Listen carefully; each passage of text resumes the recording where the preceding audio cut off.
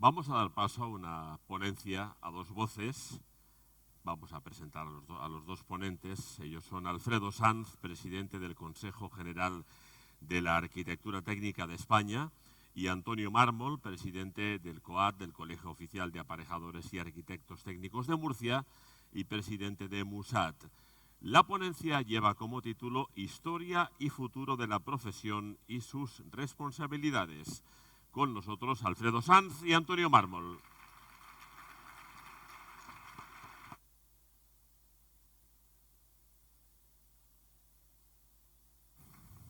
Muy buenos días Antonio, buenos días Mercedes, buenos días Paula, buenos días José Luis, buenos días a todos y cada uno de los que habéis decidido dedicar unos días de vuestra vida, interrumpir o no vuestra labor profesional con un objetivo que es compartir con personas que en un momento dado de su vida decidieron estudiar esta maravillosa titulación,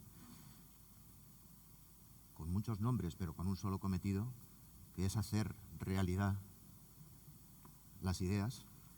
Y por eso quiero dedicarme a saludaros a cada uno, si es posible, durante estos días, porque realmente vosotros sois los importantes. Aparte de que, evidentemente, para la logística se necesite patrocinadores, se necesite ilusión, como la que ha mostrado el Colegio de Alicante con Cristina, los medios que hay que poner.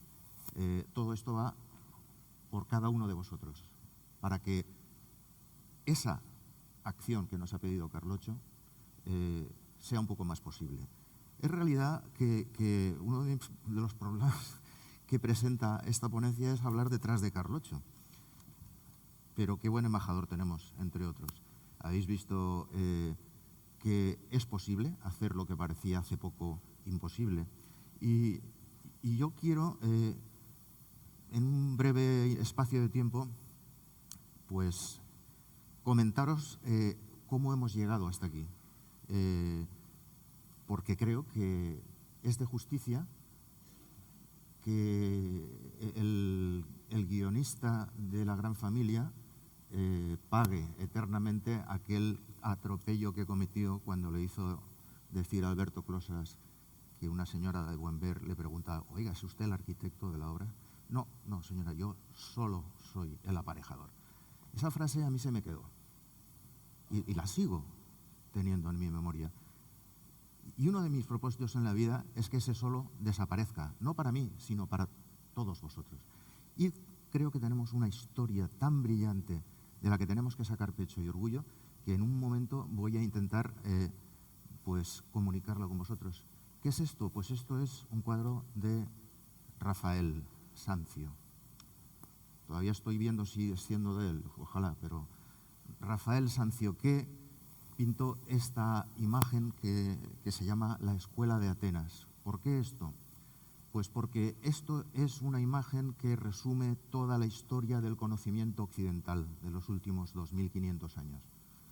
Fijaros que en el centro de la imagen, esto evidentemente está absolutamente todo encajado. En el centro de la imagen hay una figura con el dedo hacia arriba y con el Timeo, que es Platón.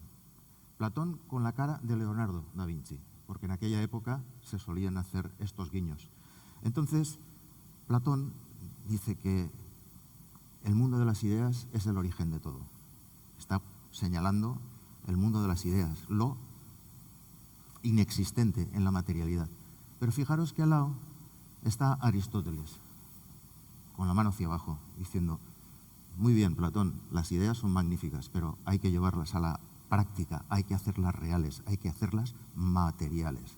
Fijaros, ese diálogo, 2500 años después, en nuestra profesión, en el sector inmobiliario, sigue siendo plenamente vigente. ¿Quién más hay? Pues aquí abajo, pensando, con un bloque de mármol y unas botas de cantero, está Miguel Ángel. Por ahí hay una persona así con unas vestimentas menos ostentosas, que es Diógenes, ¿sabe? El fundador de la Escuela de los Cínicos. También sigue siendo de plena actualidad esta escuela hoy en día. Pero de todo esto nos interesa, aparte de que Rafael quiso materializar el conocimiento y hacerle un guiño a la arquitectura romana, ya veis los casetones que vienen nos recuerdan el Panteón, hay un personaje escondido que por tamaño de esta imagen no lo vemos, pero es el propio Rafael que se pinta con su cara mirando directamente al espectador. O sea, como diciendo, yo participo de todo esto, pero no estoy inmerso. Y esta imagen, pues, nos da una idea de que en este momento de la historia, en el Renacimiento italiano, 1500, termina una época en la que las teocracias imperaban y se le da el primer impulso a la dignidad de las personas. Entonces, por eso realmente creo que estuvo muy acertado el nombre del Renacimiento. Otra de las cuestiones principales de esto, y otra de las cuestiones que en mi vida he procurado y voy a seguir procurando aplicar, es que aquí se resumen varias ramas del conocimiento. Ahí, por ejemplo, a la izquierda está Pitágoras con un libro anotando sus números. Para Pitágoras los números eran el lenguaje de la divinidad. Aquí se mezclan todas las ramas del conocimiento. Y yo creo que esto es algo que también, de alguna manera, estamos obligados a intentar. Hace 8 años nadie apostaba por relacionar la vivienda y la salud. Este Consejo General fue pionero en eso y este Consejo General en estos momentos tiene opinión y voz propia en este tema. Relaciones imposibles como esas son las que después dan lugar a consecuencias un poco más, digamos, favorables para la sociedad. Pues a ver si me aclaro para pasar esto, que creo que aquí tenemos. Bueno, pues esto es una carta en donde creo que se lee perfectamente que Rafael le escribe a un papa que se llamaba León X. Los papas en aquel momento pues eran como los jefes de Estado, ¿no? También en su república.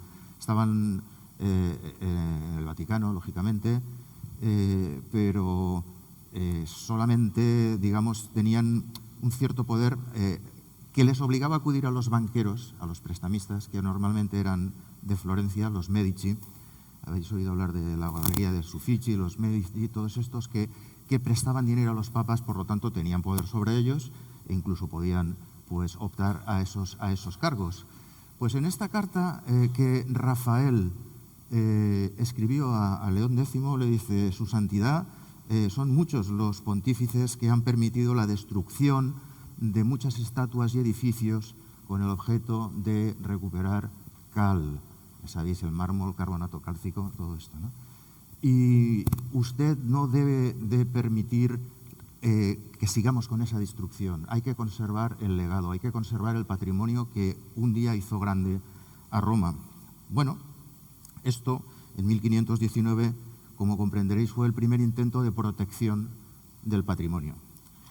Pero bueno, en la parte derecha de la imagen, Rafael, que es uno de los 3 grandes, ¿no? Junto con Leonardo y Miguel Ángel, poca gente o casi nadie ha encontrado que le dé el valor que tiene su legado. Se habla de los cuadros, se habla de... No, aquí lo que estamos intentando dejar en claro es que Rafael fue el que propuso la primera estructura de oficina técnica. El primer técnico que le dijo al Papa: no podemos seguir construyendo con perspectivas cónicas centrales. Tenemos que representar la obra de manera que el constructor pueda medir sobre el plano, es decir, alzado, planta y perfil. Y esta aportación, que misteriosamente pues yo no lo he encontrado casi en ninguna parte, es la que ha determinado la representación gráfica de hoy en día y que seguimos utilizando para nuestro trabajo diario. Veis que propone la brújula magnética para orientar perfectamente los edificios. Esta frase es interesante: su obsesión es la medida, no la belleza. Es importante. Y, por supuesto, también exige conocer la fuerza de los materiales y la geometría de las estructuras. Bueno, pues esta aportación de Rafael, sigo pensando que no se le ha dado la importancia que merece. Aquí veis que transformó el taller del artista en un equipo, digamos, perfectamente organizado para producir las diferentes cuestiones que le competían. Como veis ahí, sistematizó el uso de la planta tal, y gestionó la logística. Fijaros esto, gestionó la logística, supervisó la calidad de los materiales y controló los costes en la obra más grande de la cristiandad, la fábrica de la Basílica de San Pedro. ¿Os suena a todo el mundo esas tres funciones? Yo creo que en 2026 sigue siendo uno de nuestros atributos profesionales más reconocibles. Hay que tomar otros roles, evidentemente. Carloccio ya nos lo ha dicho por dónde van a venir las cosas o están viniendo. Pero en 1500 ya supervisaban la calidad de los materiales, los costes y la logística. Bueno, su muerte fue una catástrofe artística, no, bueno, pues porque el que vino después pues seguramente tenía otras cosas. Y esto es una organización de lo que Rafael, como técnico, responsable de una oficina técnica, si quieres llamarlo así, pues distribuyó. El apartado de dibujo, de pintura, de estuco. Y hay una cuestión que también me interesa señalaros, que es los patrones de diseño que sus ayudantes podían replicar. Es decir, Miguel Ángel, todo lo que no hacía él estaba mal. Por lo tanto, no podía acudir a todo, y el resultado era pues el que era, que no llegaba a todo. Rafael empezó a delegar dirección y control de calidad. Pero de estos tres grandísimos artistas que la historia nos ha dejado, si nosotros tuviéramos que contratar a alguien para que dirigiera una constructora, ahí tenéis, por no hacerlo más largo, ahí tenéis los fuertes y las fortalezas y las debilidades de cada uno. Fijaros que la visión de obra de Rafael no puede ser más clara. Es un sistema coordinado, hay que organizar unos equipos y unos procesos. Bueno, la debilidad, la delegación excesiva, si sabes en quién delegas y tienes confianza, es evidente que no acaba de ser una debilidad. Leonardo se perdería diseñando máquinas que subieran las piedras o aparatos que tal. Y Miguel Ángel, pues lo que no hacía él, ya os he dicho, aparte de que supongo que tenía bastante mal carácter, con lo cual en la obra eso, pues en fin, tampoco es la mejor de las capacidades, pues era él mismo el que tenía que luchar contra la piedra. Por lo tanto, por eso hemos elegido a Rafael como, digamos, un antecesor nuestro. Fijaros aquí cómo funcionaban los artistas, los pensadores, los pintores. Antes no había formación académica expresa de las profesiones de arquitecto ni aparejador. Eran cargos en la obra. Bueno, pues a los artistas se les nombraba arquitectos de la obra, dibujaban los planos, tal. Y el capomaestro, que es nuestro antepasado, el aparejador, accedía vía gremial, es decir, eran gremios estrictamente organizados en donde solo tenían acceso preferentemente las personas que acreditaban su honorabilidad. No olvidemos una cosa, no sé si como ahora, pero entonces la obra era un lugar sagrado.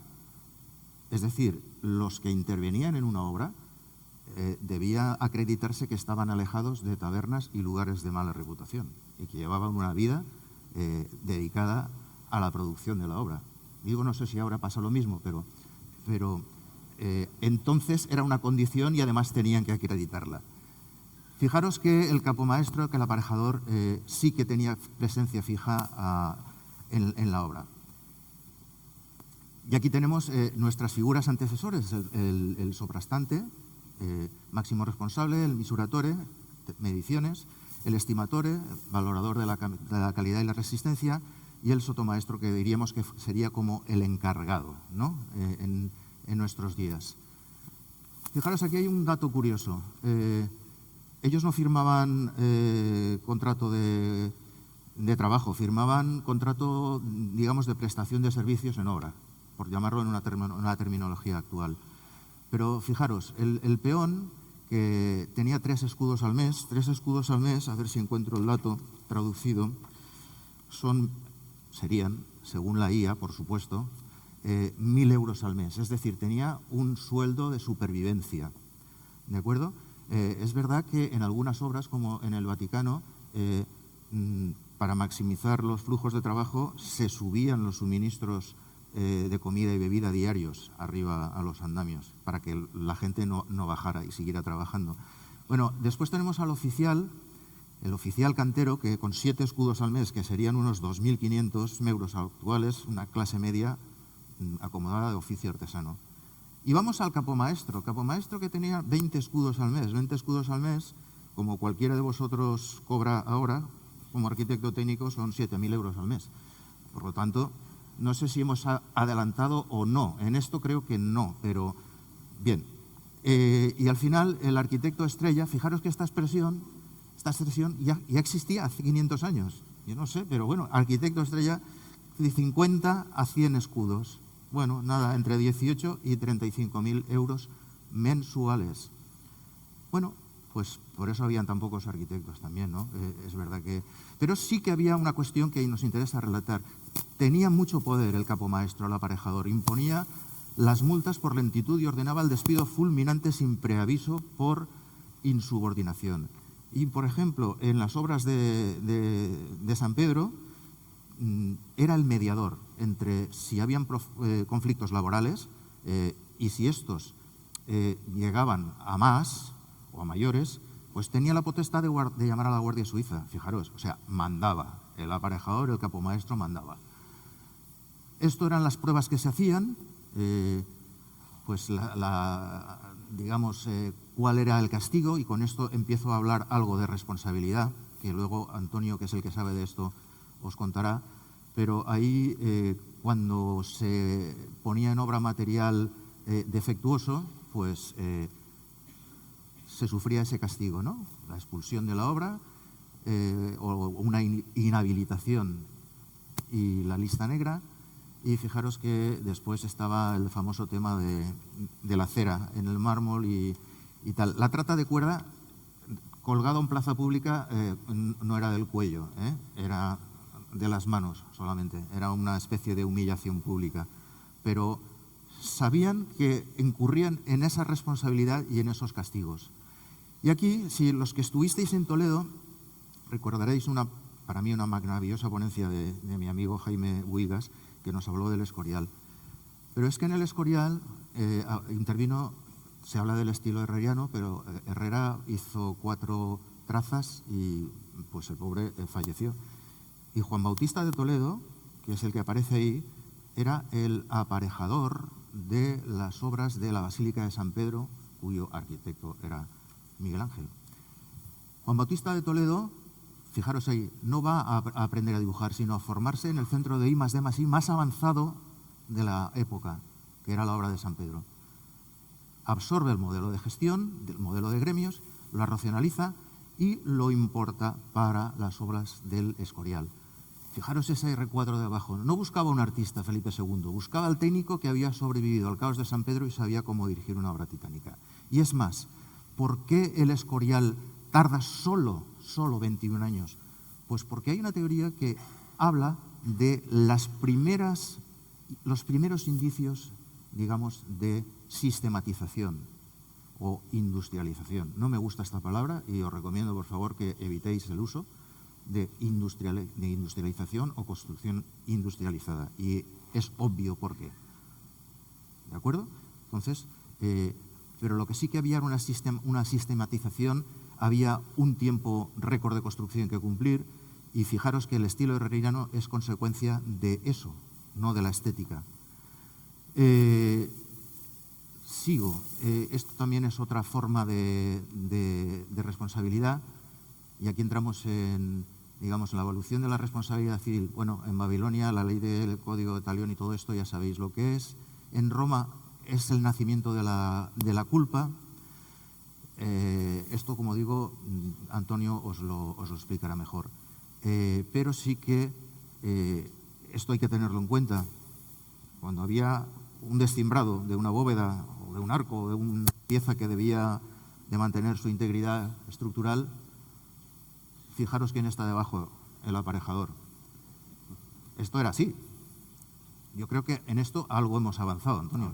O sea, algo hemos avanzado. Nos quejamos de lo caro que es el seguro, pero bueno, venimos de eso. Y esto también quería comentároslo. ¿Cómo se ha secuestrado el relato a lo largo de la historia? Es decir, bueno, pues la historia del arte borra la técnica, aunque yo siempre defenderé que sin técnica no hay arte, y es obvio. Pero aquí tenemos cómo las academias separaron el arte de la técnica y, bueno, ahí andamos. En estos tiempos todavía estamos intentando, pues, sacar pecho de lo que realmente somos, de lo que podemos hacer por la gente y que, desde luego, no está reconocido y es tarea de todos y todas, cada uno de los que estáis aquí y nuestros compañeros, el esfuerzo, el mejorar en la comunicación. Nosotros como Consejo General es un objetivo que tenemos irrenunciable y sacar a relucir pues la grandeza de esta profesión que, fijaros, solo en 500 años lo que se ha conseguido.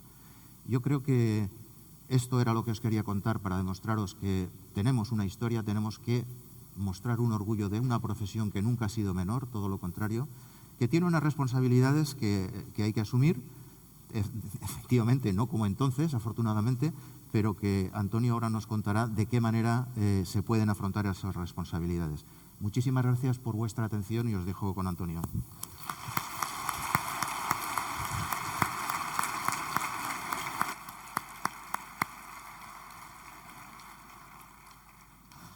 Buenos días a todos. En primer lugar, agradecer a Cristina pues el que podamos estar aquí hoy, todos, participando de este evento que... ¿No se oye? Que de este evento que, bueno, pues yo creo que fue desde que empezó en Málaga hace ya 30 años casi, pues es un evento que se viene repitiendo y que es muy interesante y muy necesario para la profesión. Agradezco a Alfredo el recorrido histórico que ha hecho de la profesión, una profesión con más de 500 años aquí en España con ese nombre de aparejador, todos la conocemos. Y yo, igual que Carlos ha iniciado diciendo por qué se hizo aparejador, me gustaría contar en un minuto, que no lo tenía previsto, por qué me hice yo aparejador. Allá por los años 65, yo con 10 años, me iba con mi padre en vacaciones en su Vespa, que él era maestro de obras, tenía una pequeña empresa de construcción, pequeña, pero en aquella época con 80 o 90 albañiles, que quién los pudiera coger ahora, ¿verdad? Y me iba con él en vacaciones todos los días a la obra porque me encantaba. Y aquello era cuando decía mi padre como maestro a los albañiles: mañana viene el aparejador y quiero ver la obra limpia como una patena, decía. Bueno, aquello, la obra, todo el mundo limpiaba, aquello era, al día siguiente la obra estaba, orden y limpieza, bueno, increíble.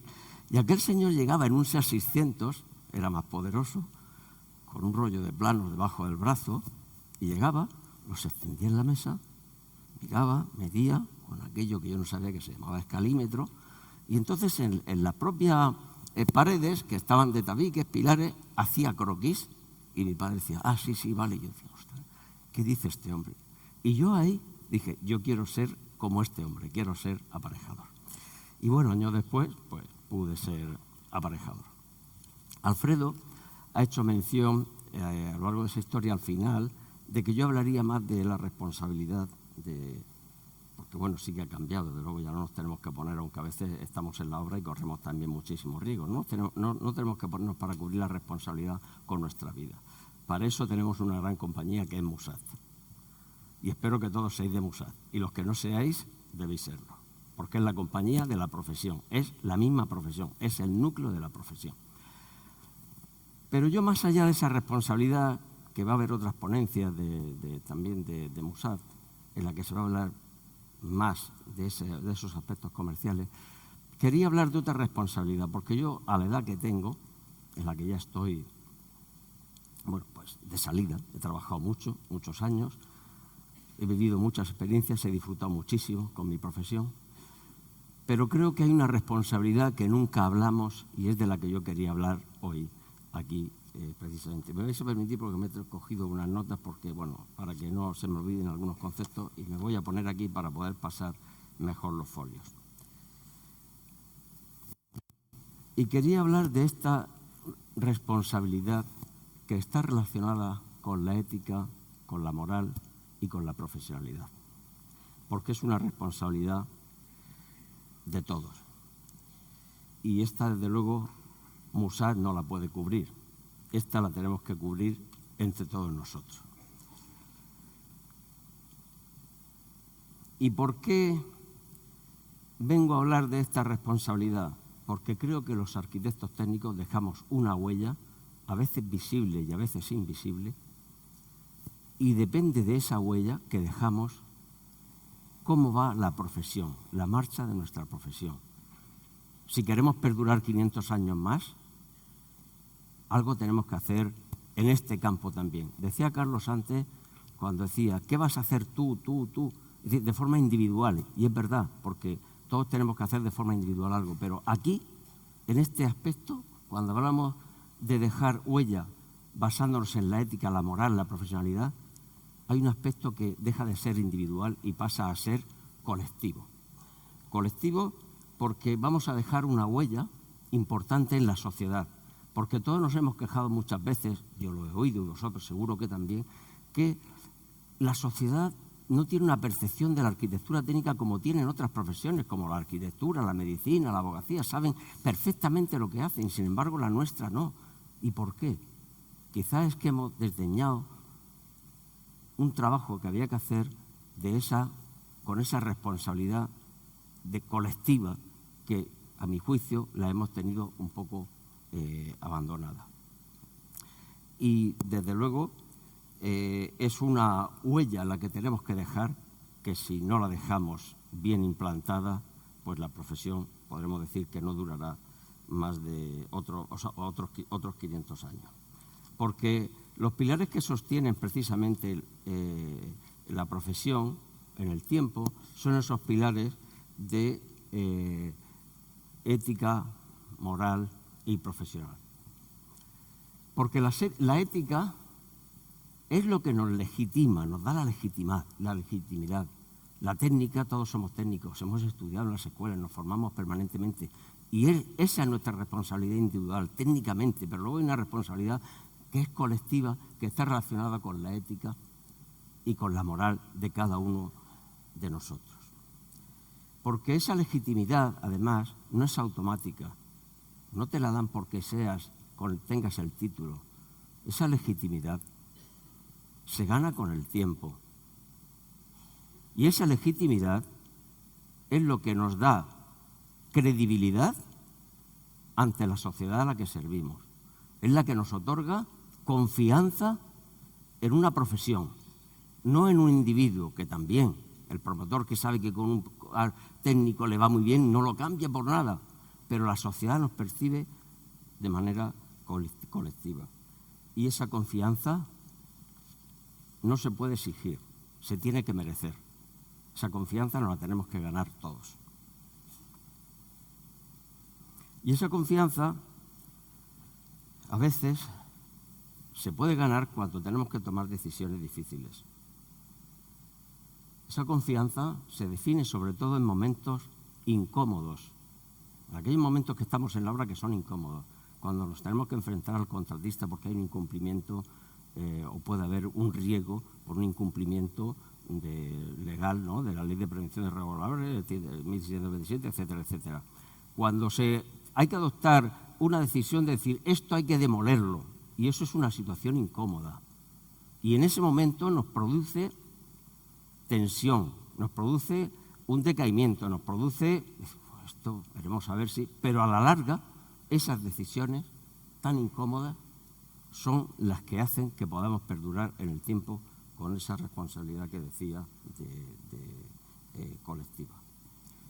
Porque la calidad y la seguridad se sostienen en esas decisiones que son muy difíciles.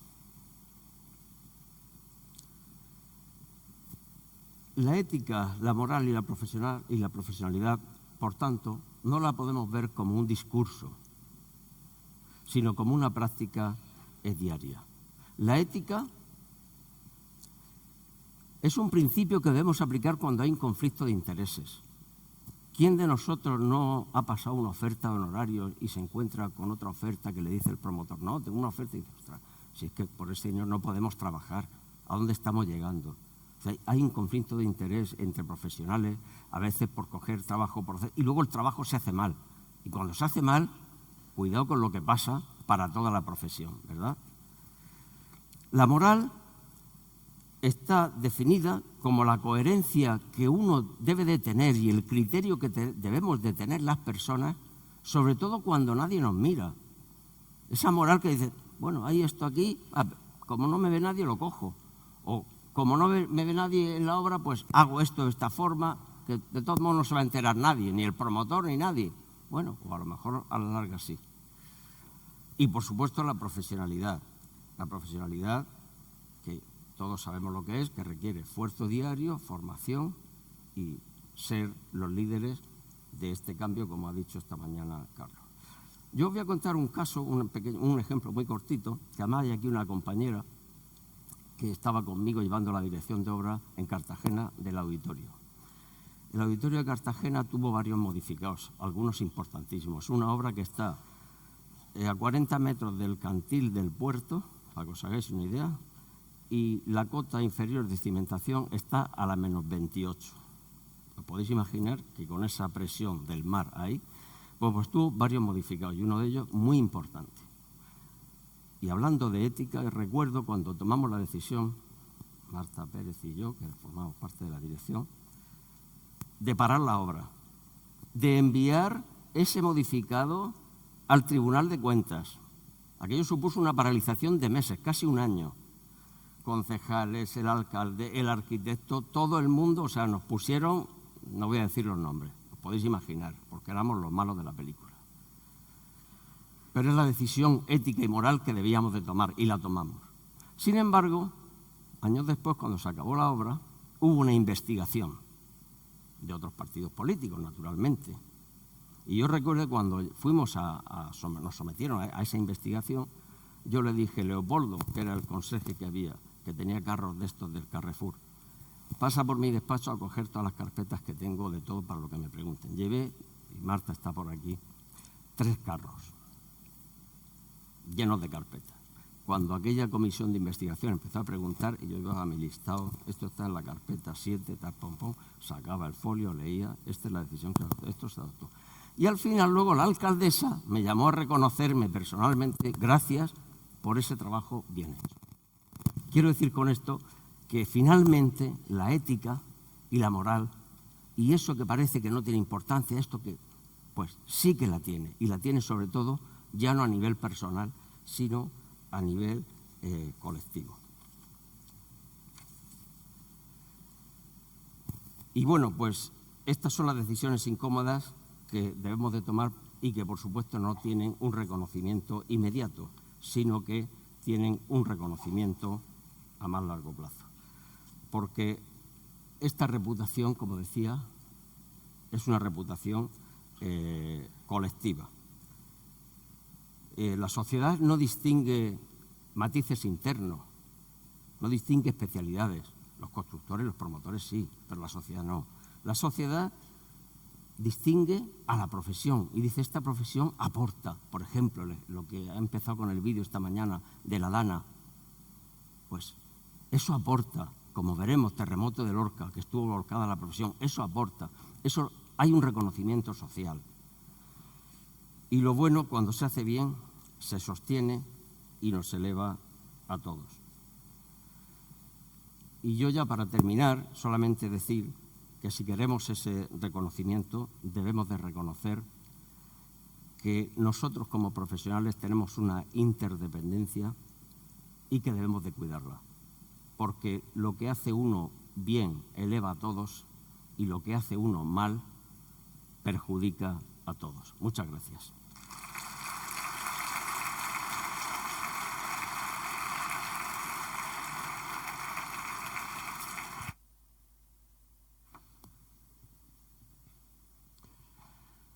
Bueno, son las 11 y casi cuarto Llevamos unos pequeñitos minutos de retraso, esto entra de lo normal en unas circunstancias como las actuales. Vamos a anunciar una pausa para el café. ¿Me vais a permitir que haga con el permiso de Cristina, colegio anfitrión, que parles un valencià tan bonic?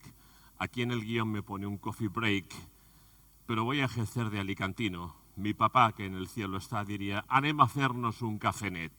Creo que me habéis entendido todos. Por favor, unos 15, 20 minutos. Vamos a intentar estar de regreso a las 11:30, 11:45. Gracias. Hold tight when